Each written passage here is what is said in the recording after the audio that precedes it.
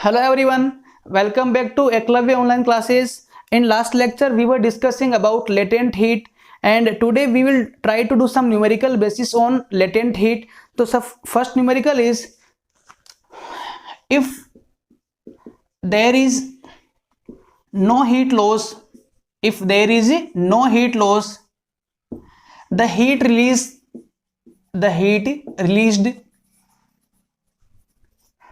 by condensation of x gram steam at 100 degree Celsius into water of 100 degree Celsius is sufficient to convert y gram ice at 0 degree Celsius into water of 100 degree Celsius. Then find y by x. This is the question. ध्यान दे एक बार के लिए, question में क्या दे रखा है आपको कि हीट का लॉस कहीं भी नहीं हो रहा है ना. आपको ये बोला हुआ है कि जो x ग्राम स्टीम है वो अभी कहां पर है, 100 के ऊपर है ना. उसका जब कंडेंसेशन होगा, ठीक है ना, तो वो वाटर बनेगा 100 का. अब इस वाले प्रोसेस में जितना हीट फ्री होगा, रिलीज होगा, वह जो हीट बनेगा वो हीट किसके लिए सफिशिएंट है? वो हीट आपका y ग्राम आइस को यहां से 0 से लेके वाटर में कन्वर्ट करने के लिए सफिशिएंट है. तो आपको निकालना यह है कि what will be ratio of y by x. तो पहली बात तो ये क्वेश्चन IIT में आया क्वेश्चन है, हाँ ये क्वेश्चन IIT में आया हुआ क्वेश्चन है ना, तो आसान क्वेश्चन तो नहीं होगा. हालांकि इसका आप देखिए एक बार के लिए कहां से हीट फ्री हो रहा है और कहां आपको हीट चाहिए होता है. आप देखिए एक बार के लिए, इसमें बोला हुआ है कि स्टीम कहां है ना कन्वर्ट हो रही है, वाटर में. तो आपको मैंने कहा था लास्ट क्लास के अंदर कि जैसे मान लो आइस टू अपन वाटर आते हैं या अपन वाटर टू आइस आते हैं, वाटर टू वेपर आते हैं, तो आपको मैंने कहा था कि ऐसे आने के लिए आपको हीट उसमें ऐड करना पड़ेगा. प्रोसेस को आपको हीट चाहिए होगा, और यदि आपका प्रोसेस उल्टा मूव कर रहा है तो वहां से हीट फ्री होता है, हमेशा वहां से हीट आपका रिलीज होगा. तो देखो यही कहानी यहाँ पे हो रही है कि स्टीम जो है 100 डिग्री सेल्सियस का वो वाटर में कन्वर्ट हो रहा है, तो डेफिनेटली यहाँ पर कुछ हीट फ्री होगा. अब जो हीट फ्री होगा that is sufficient to convert y gram ice of 0 degree Celsius into water of 100 degree Celsius. Then you have to find ratio of masses y by x. तो पहले अपन एक काम करें, देखो दिख रहा है आपको साफ साफ कि एक प्रोसेस में हीट फ्री हो रही है और इस वाले प्रोसेस में आपको हीट चाहिए, क्योंकि आइस को आपको वाटर पे लेके आना है, ठीक है ना. तो जो हीट यहाँ फ्री होगी दैट इज है ना enough to convert this process. तो आपको निकालना है रेशियो. तो पहले अपन निकाल लेते हैं. पहली बात तो कि जो फर्स्ट प्रोसेस से जो क्यू रिलीज होगा, फर्स्ट प्रोसेस से जो क्यू आपका रिलीज होगा वो कहां कन्वर्ट हो जाएगा, सेकंड वाले प्रोसेस में जो हीट चाहिए उसके लिए है ना सफिशिएंट रहेगा वो, तो क्यू गेन के बराबर होगा. अब ध्यान दें क्यू रिलीज कितनी होगी, पहले आप वो निकालो आप. तो पहले आप इसमें ये निकाले कि जब ये स्टीम जो है वाटर में कन्वर्ट होगा तो कितना हीट वहां से फ्री करेगा. तो आप चेक करें कि स्टीम जब वाटर में कन्वर्ट होगा तो यहाँ पे जो फॉर्मूला आएगा वो कौन सा आएगा. यहाँ पर जो फॉर्मूला ms डेल्टा टी आएगा या m इंटू एल आएगा. तो आप चेक करें जो टेम्परेचर है वो कांस्टेंट है, सेम रहा है, और जो फेज है वो चेंज हो गया. यहाँ पे वेपर फॉर्म में है और यहाँ पे वाटर बन गया, मतलब कि यहाँ पर आपका फॉर्मूला आएगा m इंटू एल वाला, m इंटू एल. तो कुल मिला के मैं ये बोल सकता हूँ कि जो क्यू रिलीज आएगी वो कितनी होगी आपकी, m इंटू एल होगी. अच्छा m क्या होता है, मास ऑफ सब्सटेंस. बताओ मास कितना बोल रखा आपको, x ग्राम, तो यहाँ पे m का वैल्यू है x. एंड l क्या होगा, l होगा आपका स्टीम टू वाटर प्रोसेस का लेटेंट हीट, जो कि कितना होता है, दैट इज 540. मैंने आपको लिखवाया था कल वैल्यू 540. तो अपना हीट कितना आ गया 540x, मतलब कि इतना हीट वहां से रिलीज हो जाएगा, फ्री हो जाएगा. और जो हीट रिलीज होगा वो किसके लिए सफिशिएंट है, इस प्रोसेस को करने के लिए सफिशिएंट है. तो एक बार आप ये भी निकाल लो कि इस प्रोसेस को यहां से यहां लेके आने में कितना आपको हीट चाहिए होगा. तो क्यू रिक्वायर्ड बोल दो आप, बेटर रहेगा क्यू रिक्वायर्ड. अच्छा अब देखो यहां पर क्या हो रखा है, ये क्वेश्चन थोड़ा अलग से करो आप इसको, कि आपके पास में आइस है 0 के ऊपर और उसको आपको कहां लेके आना है, आपको वाटर बनाना है उसको, और वाटर कितने का 100 डिग्री सेल्सियस का. तो आपको ये निकालना है कि यहां से यहां आने के लिए है ना, यहाँ से यहाँ आने के लिए कितना आपको हीट चाहिए होगा। तो आप चेक करें इसका फेज भी क्या हो गया, चेंज हो गया, क्योंकि आइस क्या होता है, सॉलिड फॉर्म में होता है और वाटर लिक्विड में होता है। टेम्परेचर भी चेंज हो गया। तो आपको मैंने कहा था कि ऐसे क्वेश्चंस को करने के लिए पहले क्या होगा, आपका वाटर बनेगा कितने डिग्री पे, 0 पे, और फिर उसको मैं फर्दर गर्म करूंगा, हीट करूंगा, तो वाटर बन जाएगा कितने का, 100 का। तो कुल मिला के इसको यहां से यहां लेके आने में पहले आपको यहां से यहां आना पड़ेगा और फिर आपको यहां से यहां आना पड़ेगा। लेट सपोज कि यहां का हीट है कितना, Q1, और यहां जो हीट रिक्वायर्ड है मान लो कितना है, Q2। तो आपका Q रिक्वायर्ड पूरा आ गया, Q रिक्वायर्ड बताओ कितना आएगा, वो आपका आ जाएगा Q1 plus Q2। Now what is the Q1? Q1 is the heat, है ना, जो यहां से आपको यहां आने में चाहिए होगी। तो देख ले एक बार के लिए, यहाँ पे जो टेम्परेचर है वो कांस्टेंट है और जो फेज है चेंज हो गया, तो यहाँ पे आएगा फॉर्मूला m इंटू एल वाला। और यहाँ की बात करें अपन, तो यहाँ पे देखो आप फेज सेम है, वाटर टू वाटर जा रहे हैं अपन, बट जो टेम्परेचर अपना वेरी कर रहा है, तो यहाँ पर काम में आएगा ms डेल्टा t, ठीक है ना।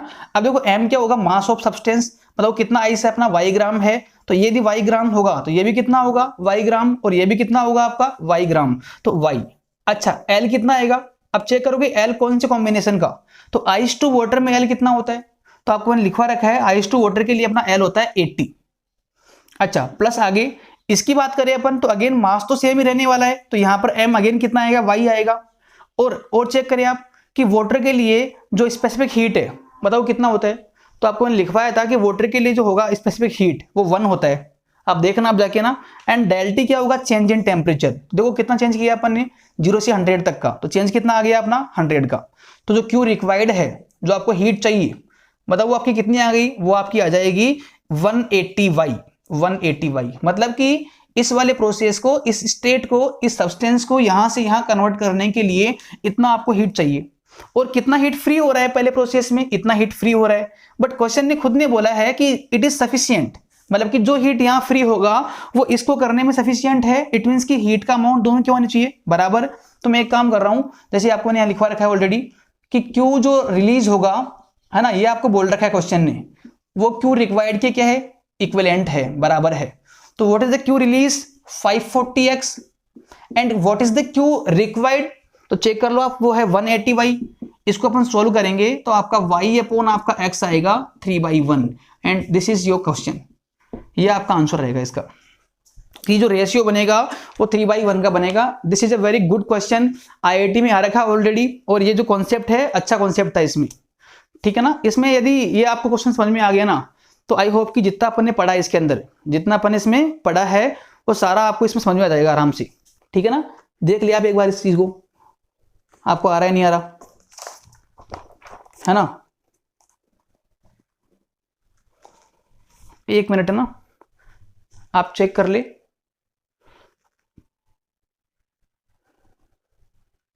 ओके, तो ये क्वेश्चन अपन ने पूरा कर लिया। अब ध्यान दिया आप आगे इसमें,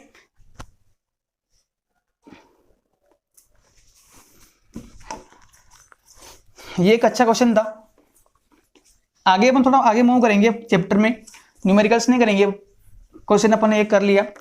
जो नेक्स्ट अपना पॉइंट आने वाला है, जो नया कॉन्सेप्ट अपन पढ़ने वाले हैं, वो अपन डिस्कस करते हैं ना एक बार, है ना।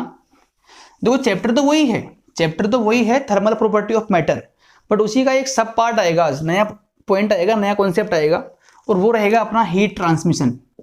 नया कॉन्सेप्ट है हीट ट्रांसमिशन। अच्छा अब देखो इस चैप्टर में ओनली यही बाकी रहा है। इसमें आपको मैं याद दिलाऊंगा एक बार के लिए, तो यहां अपन ने पढ़ रखा है, पहले स्टार्टिंग की थी अपन ने एक्सपेंशन से, उसकी अपन ने तीन उसकी अपनी कैटेगरी की थी, लीनियर, एरियल और वॉल्यूमेट्रिक। उसके बाद में अपन ने बात की थी what is the apparent expansion, and further अपन ने बात की थी हाँ gram specific heat, gram specific heat. उसके बाद में अपन ने बात की थी लेटेंट हीट के बारे में, और उसके अपन ने कुछ क्वेश्चंस कर लिए। आज जो अपन पढ़ने वाले हैं that is a new topic, heat transmission, ठीक है ना। और इस पूरे चैप्टर में यही अपना लास्ट टॉपिक रहेगा, बट ये टॉपिक थोड़ा लेंदी है ना, इतना आसानी से पूरा नहीं हो पाएगा। आप ध्यान दो, नाम से आपको मालूम पड़ रहा होगा हीट ट्रांसमिशन, मतलब कि हीट का ट्रांसफर करना है अपने को। हीट ट्रांसफर कैसे होती है, कौन कौन से तरीके हैं जिससे अपनी हीट ट्रांसफर हो जाएगी, मतलब कि यहां से कहीं और हीट को अपने को लेके जाना है, ठीक है। तो जैसे इसके 3 तरीके होते हैं, इसके 3 मेथड होते हैं। पहला इसमें आएगा कंडक्शन, ये कंडक्शन एक तरीके का नाम है, मेथड का नाम है। दूसरा अपन इसमें पढ़ने वाले हैं क्या, कन्वेक्शन, कन्वेक्शन। एंड थर्ड इसमें आएगा, लास्ट इसमें आएगा radiation. These are the way by which we can transfer heat from one place to another place. तीन तरीके होते हैं और तीनों अपने को पढ़ने हैं, तीनों अपने को पढ़ने हैं। ये पढ़ेंगे पहले, and this is the most important, और ये भी इसमें इंपॉर्टेंट रहेगा। और जो सबसे लीस्ट इंपॉर्टेंट है वो रहेगा कन्वेक्शन, है ना। अपन वन बाय वन अपन बात करेंगे इनके बारे में। आज पढ़ेंगे अपने कंडक्शन के बारे में कि कंडक्शन का मतलब क्या है और कैसे इसमें अपनी हीट ट्रांसफर हो पाएगी, ठीक है ना।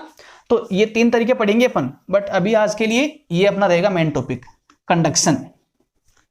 अब देखो इसको थोड़ा समझते हैं अपन। इसको समझने के लिए मैं एक एग्जांपल ले रहा हूं मैं, कि जैसे मान लो आपके पास में एक रोड है ना, ये एक रोड मान लो आप, ठीक है ना। और ये रोड जो है दैट इज आयरन रोड, ठीक है ना, आयरन की है। और इसके एक एंड को मैंने मान लो पकड़ रखा है हाथ से ना, इसको एक एंड को मैंने हाथ से पकड़ रखा है, ठीक है। और इसके एक एंड के नीचे यहाँ पे मैंने एक लैंप लगा दिया, है ना, आग लगा दी यहाँ पे ना, लैंप लगा दिया। तो देखो अपन क्या ऑब्जर्व करते हैं कि जैसे कुछ देर बाद में क्या होगा कि यहाँ पे देखो हीट लग कहाँ रहा है, हीट कहाँ जा रहा है, यहाँ इस एंड पे लग रहा है। बट आप ये ऑब्जर्व करोगे कुछ देर बाद में कि ये वाला एंड भी गर्म हो जाएगा, ये वाला जो एंड है वो भी गर्म हो जाएगा। अब देखो सोचने की बात यह है कि यार यहाँ पर हीट लग रही है, वहां हीट कैसे पहुंच गई, कि मतलब कि इस रोड के मीडियम से, इस रोड से आते आते हीट आपकी यहां से यहां आ गई है ना। तो उसको अपन बोलते हैं कंडक्शन, उसका नाम क्या होता है, कंडक्शन। तो जो कंडक्शन का वे है वो हीट ट्रांसफरिंग का वे है, और वो कहां पे काम में आता है, दैट इज, है ना, यूज्ड इन सॉलिड्स। तो सॉलिड के अंदर भले ही आयरन की हो, भले स्टील की हो, कोई सी ना सॉलिड बॉडी हो, तो सॉलिड्स में हीट जो ट्रांसफर होती है उसका मेन तरीका कौन सा होता है, कंडक्शन, बाई कंडक्शन वे। क्योंकि देखो यहां पर अपन इसको गर्म किया इस एंड को, बट ये हीट कुछ देर बाद में ये एंड गर्म होते होते होते होते आप ऑब्जर्व करते हो कि कुछ देर बाद में 5-10 मिनट बाद में ये वाला आपका एंड गर्म हो जाएगा। तो अब ये हीट यहां से यहां कैसे आया है, इसको अपन डिस्कस करने वाले हैं, है ना, डेप्थ में जाके, डीप में, कि ये हीट एक्चुअल में यहां से यहां कैसे पहुंच गया, ठीक है ना। ओके, तो पहले आप इसमें लिखिए इसका डेफिनेशन कंडक्शन का। इसमें अपन लिखेंगे, ठीक है ना, एक बार देखो इसमें आप, इन दिस प्रोसेस, देखो इसमें आप लिख रहा हूं ना, इन दिस प्रोसेस हीट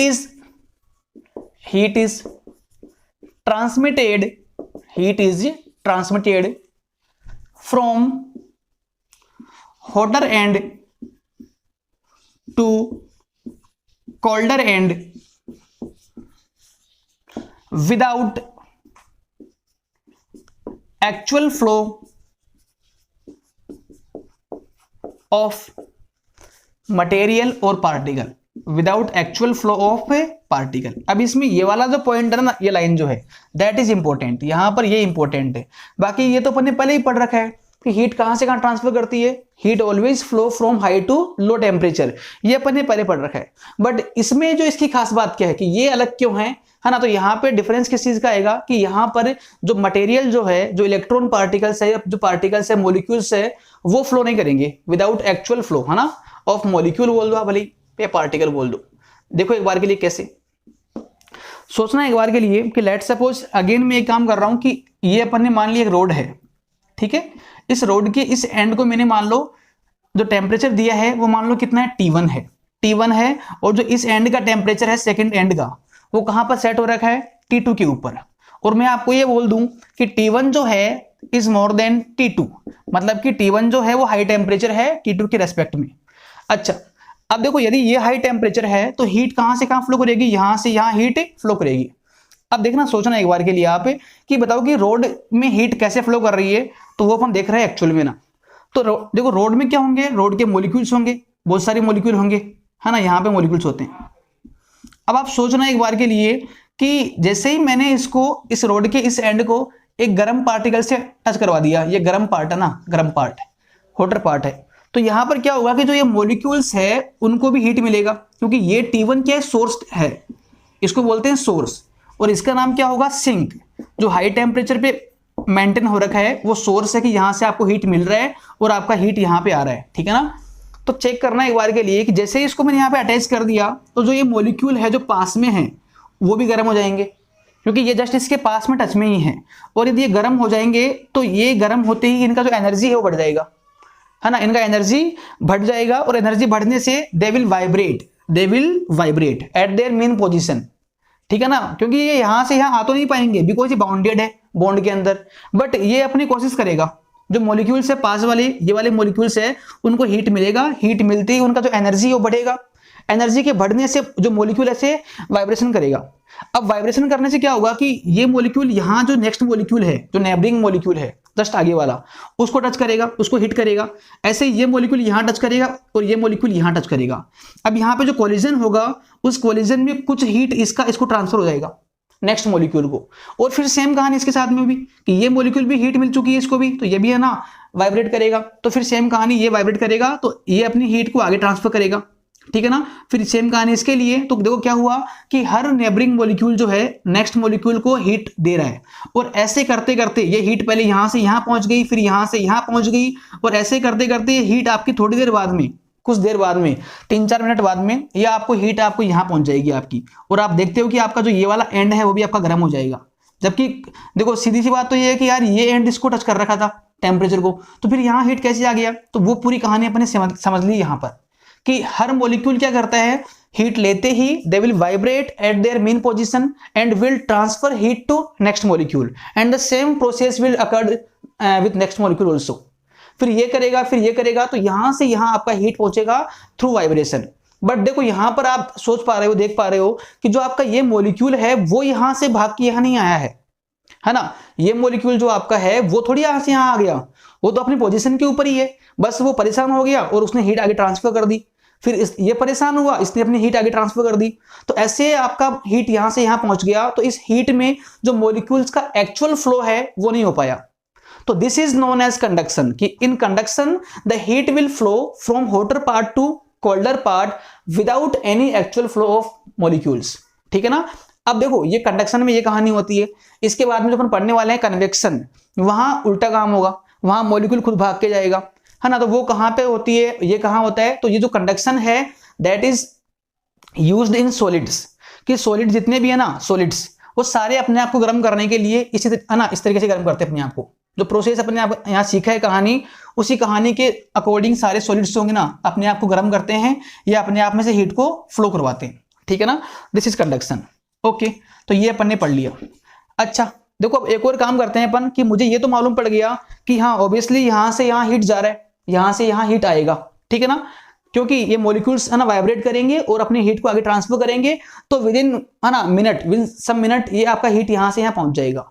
अब क्वेश्चन ये अराइज होता है यहाँ पर कि सर कितना हीट जाएगा, कि मान लो कि 5 मिनट में या 10 मिनट में सर यहां से यहां कितना हीट आ जाएगा, तो ऑब्वियसली आपको उस हीट को निकालने के लिए आपको एक फॉर्मूला चाहिए, you have to derive a formula, क्योंकि हीट निकालना आपको कि यहां से यहां कितना हीट पहुंचेगा किसी भी सर्टेन टाइम में, तो उसके लिए वी नीड अ फॉर्मूला और उसको डिराइव करते हैं हाँ नेक्स्ट अपन, ठीक है ना। तो ये पूरी थ्योरी पढ़ ली है अपन ने और इसको आप नोट कर लेना, डेफिनेशन इसका इंपॉर्टेंट है, और आगे अपन देखते हैं दोबारा से इसको ना, कि अब मैं ट्राई कर रहा हूं कि यार फॉर्मूला कितना आएगा इस चीज का, है ना, कि हीट कितना फ्लो करेगा 5 मिनट में या 10 मिनट में। तो उसके लिए अपन कुछ काम करते हैं ना, कि लेट सपोज मेरे पास में वही चीजें हैं कि दो टेम्परेचर है डिफरेंस T1 T2, T1 यहां पर है और T2 अपना यहां पर है, पहली बात तो ये ना।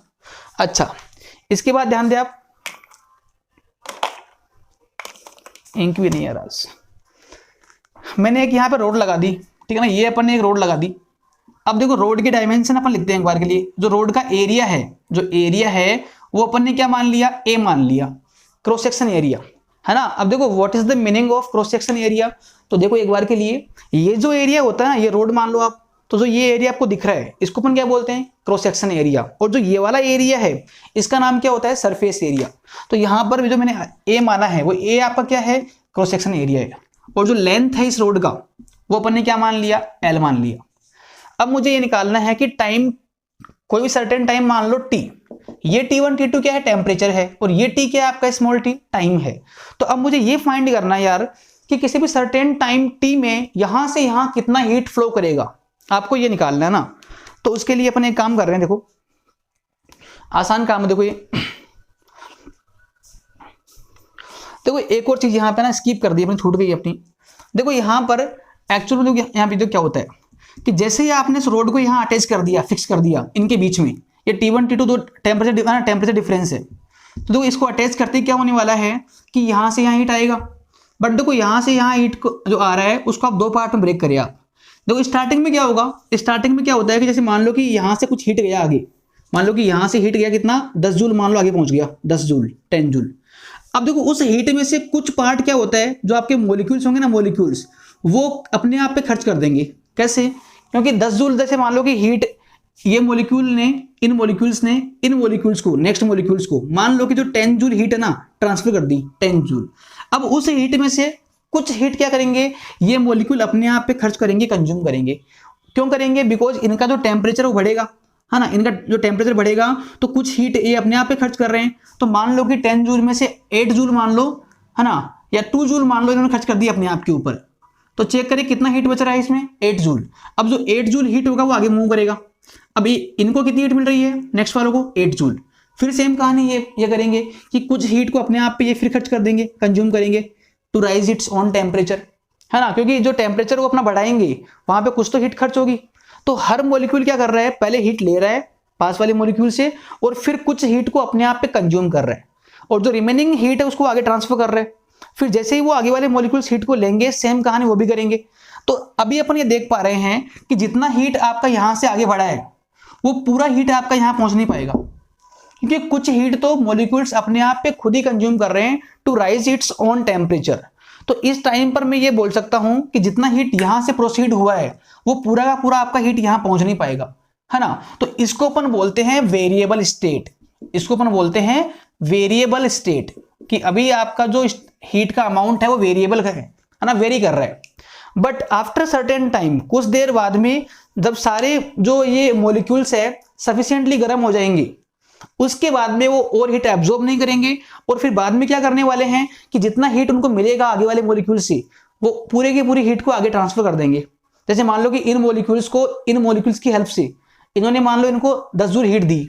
अब ये सफिशिएंटली गर्म हो चुके हैं, तो अब क्या करने वाले हैं कि जितना हीट उन्होंने लिया है वो भी इस हीट को आगे मूव करा देंगे, फॉरवर्ड कर देंगे। फिर सेम कहानी यहाँ पे भी हो जाएगी कि अब कोई भी हीट का लॉस नहीं हो रहा। तो उसको अपन बोलते हैं स्टेडी स्टेट। उसका नाम क्या होगा, स्टेडी स्टेट। देखो दो बातें यहाँ पर, जो वेरिएबल स्टेट है वो कब आती है, तो वो आएगी रोड को जस्ट अटैच करते ही। जैसे आपने रोड को यहाँ पे अटैच कर दिया सोर्स और सिंक के बीच में, है ना, तो उसको लगाते ही कुछ देर के लिए क्या कौन सी स्टेट रहेगी, variable.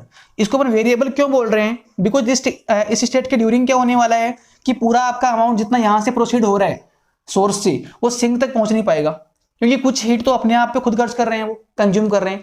But after certain time when the temperature of molecule became, है ना, सफिशिएंटली हाई, है ना, after that they will not absorb any amount of heat on itself and they will forward all amount of heat to next molecules and that state is called steady state, है ना। और अपने syllabus में या जो आपको पढ़ना है वो आपको ओनली यही पढ़ना है, इन स्टेडी स्टेट।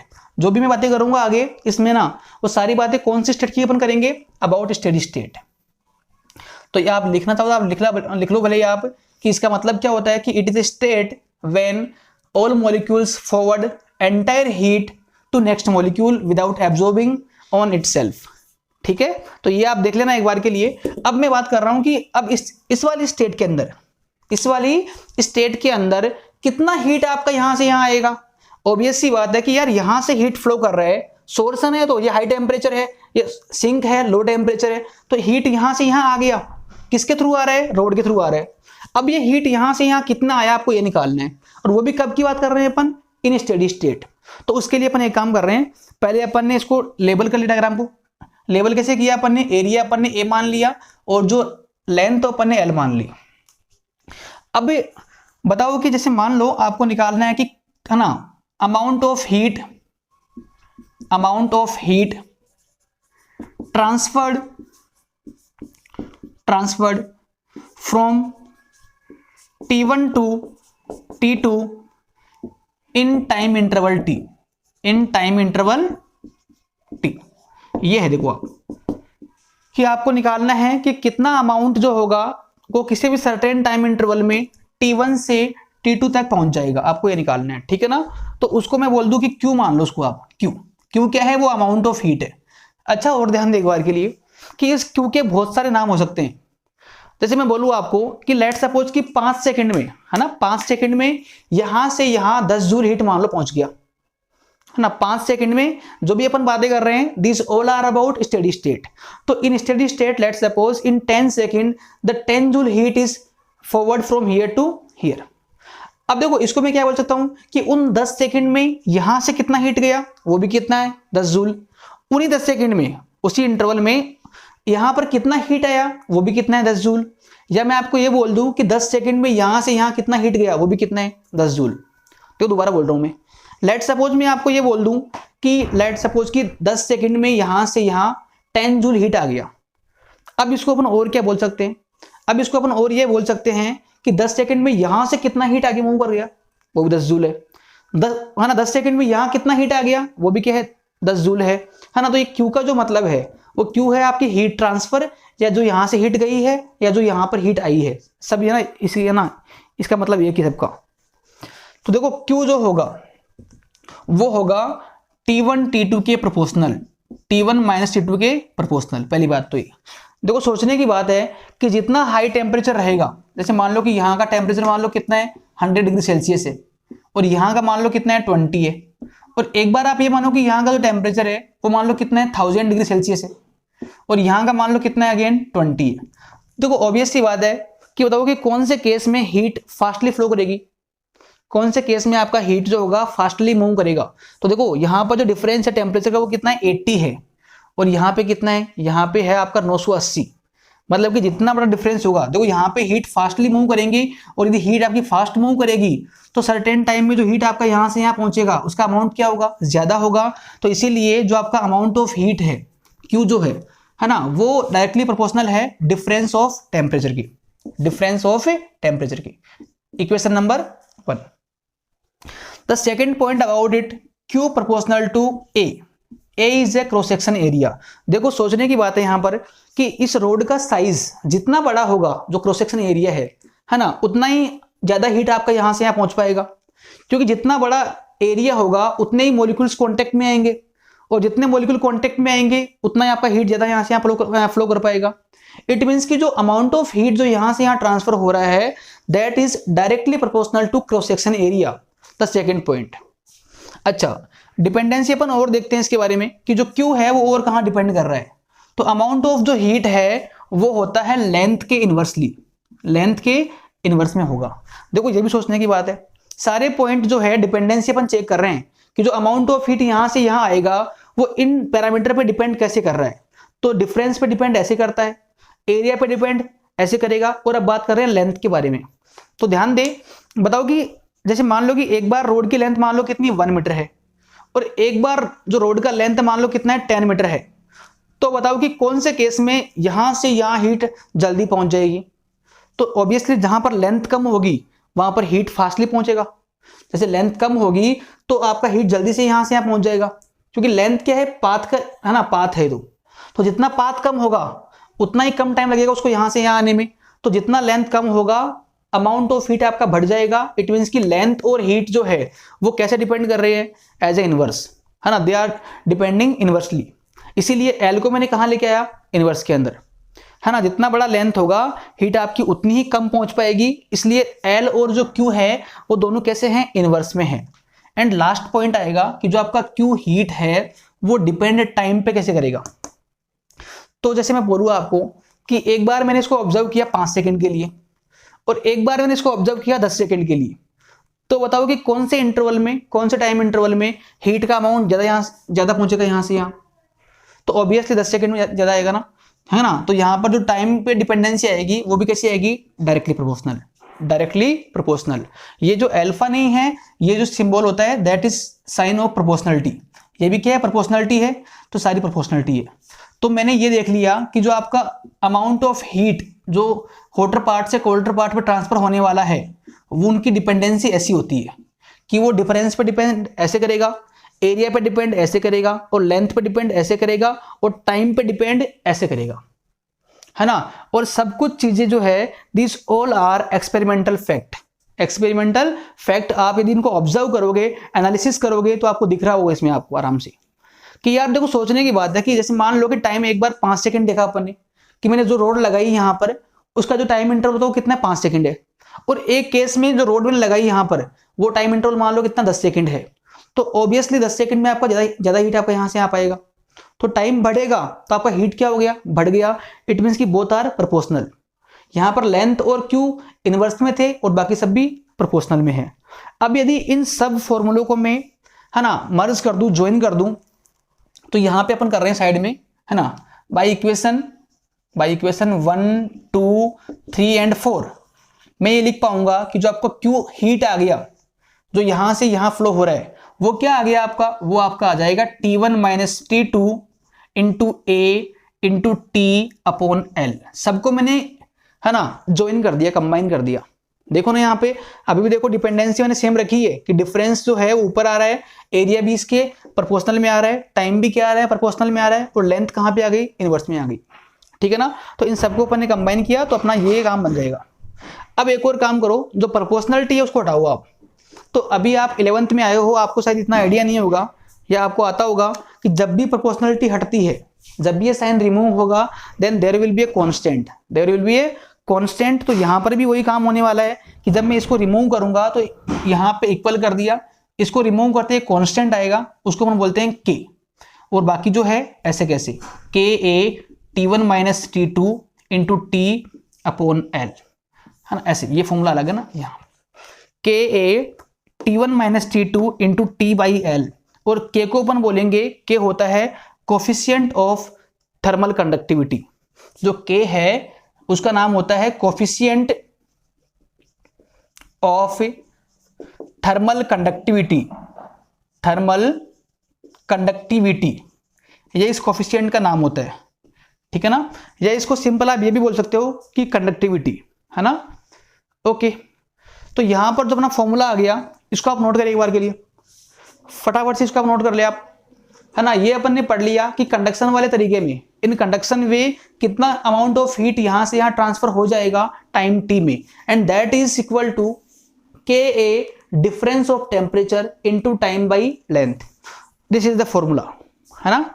तो आज अपन ने एक और फॉर्मूला पढ़ लिया हीट के बारे में ही, है ना। पहले भी पढ़ रखे अपन ने, तो आप सब फॉर्मूले से आप कंफ्यूज मत होना। आप जो पहले पढ़ रखे थे अपन ने, एक पढ़ रखा है ms डेल्टा टी, एक पढ़ रखा है अपन ने m इंटू एल, और एक अपन ने आज पढ़ लिया। सारे फॉर्मूले हीट के ही हैं, बट इन सबका सिग्निफिकेंस क्या है, अलग अलग है। इसका सिग्निफिकेंस क्या है कि ये कब काम में आएगा, जब भी आपको ऐसा निकालना हो कि यहां से यहां कितना हीट आ गया टाइम टी में। ये होता है रिक्वायर्ड हीट फेज चेंज करने के लिए, और ये होता है रिक्वायर्ड हीट टेम्परेचर को चेंज करने के लिए। तो this all are different different, है ना, बट है सारी हीट ही। नोट कर ले इसको आप फटाफट से ना। और इसमें एक और पॉइंट अपन देखेंगे भी ना।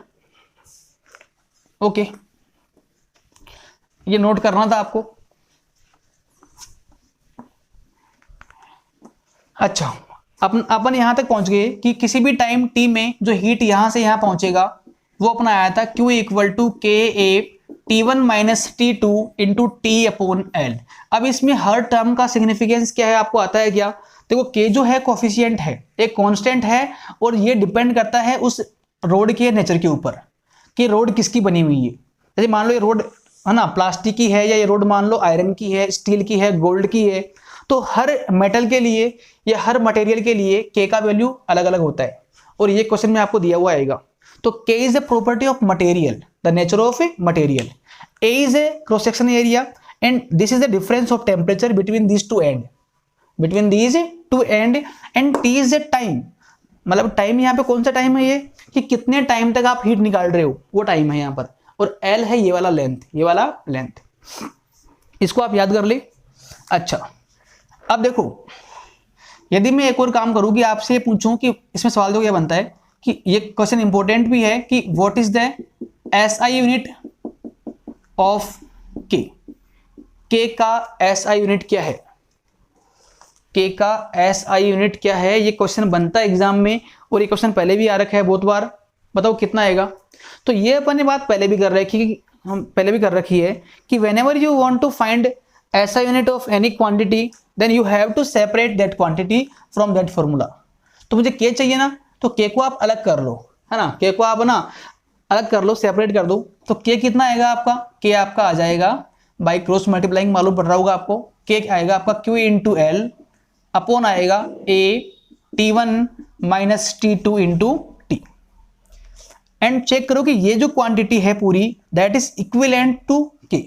इट मीन्स कि जो यूनिट इसका होगा वही किसका होगा, K का भी होगा। तो आप इसका निकाल लो यार। अब आप इसका ऐसा ही निकालना, ऐसा ही है ना। तो देखो हीट है, क्यों क्या है, हीट है, और हीट का ऐसा ही क्या होता है, जूल। L क्या है, लेंथ है, और लेंथ का ऐसा ही क्या होता है, मीटर। मीटर सबको लिखिए ना आप 1 by 1। A क्या है, एरिया, और A का जो एरिया का होता है वो क्या होगा, metre square. And difference of temperature है ये, तो ये केल्विन में आएगा, केल्विन, और ये किस में आएगा, टाइम में आएगा, टाइम। तो देखो आप चेक करो कि इस मीटर से मीटर कटेगा, तो आपका कितना आंसर आ गया, तो आपका आएगा जूल पर, इसको आप इधर ले आओ, टाइम को आप बोलो सेकंड, टाइम का क्या होता है, सेकंड। तो जूल पर second into kelvin into metre, ये आपका आएगा SI यूनिट ऑफ की। इंपॉर्टेंट भाई साहब, इंपॉर्टेंट है। थोड़ा अजीब सा आ गया बट जो भी आ रहा है मजबूरी है अपनी, आपको याद नहीं करना, आपको निकालना आपको आना चाहिए। अच्छा देखो एक और यहाँ पे काम हो सकता है कि जूल पर सेकंड को क्या बोलते हैं अपन, आपने पढ़ा होगा 10th में कि पावर जो होती है वो क्या होती है, वर्क अपॉन टाइम। तो ये जूल अपॉन टाइम को मैं क्या बोलूंगा, पावर बोलूंगा, और पावर की यूनिट क्या होती है, वॉट। तो इस पूरे टर्म को, इस रेशियो को मैं क्या बोल पाऊंगा, वॉट बोल पाऊंगा। तो इसका एक और नाम क्या हो सकता है, watt upon kelvin into metre, ये भी सही है। तो this is the unit of the thermal conductivity, thermal conductivity, या बोलो आप कोफिशिएंट ऑफ थर्मल कंडक्टिविटी, ठीक है ना। तो मैं यहां पे लिख दूं कि K जो है वो है थर्मल कंडक्टिविटी, थर्मल कंडक्टिविटी, और इसका जो यूनिट है दैट इज इंपॉर्टेंट। यूनिट निकालने के लिए मैंने K को अलग कर लिया, सेपरेट कर लिया, और बाकी जो अपना टर्म बना है उसको मैंने चेक किया तो ये ऐसा बन जाएगा। अब यहाँ पे जो जूल पर सेकंड है वो बेसिकली होता है पावर, और पावर की यूनिट क्या होती है, वॉट। तो ये बन जाएगा watt upon kelvin into metre, ठीक है ना। तो आज के लिए इतना काफी है, आप पढ़ना इसको। आप आज अपन ने बात की है कंडक्शन के बारे में, कि जब भी किसी रोड के अंदर हीट फ्लो करती है तो कैसे फ्लो करती है, कंडक्शन की हेल्प से। और इसकी पूरी कहानी क्या है कि मॉलिक्यूल खुद मूव नहीं करता है, दे ओनली वाइब्रेट, है ना। और फॉर्मूला जो अपना आएगा ये आ जाएगा ना। तो सारा आप पढ़ के आना, और if you are facing some problem और है ना any doubt, then you can mention in comment section also, ठीक है ना। Okay, all the best.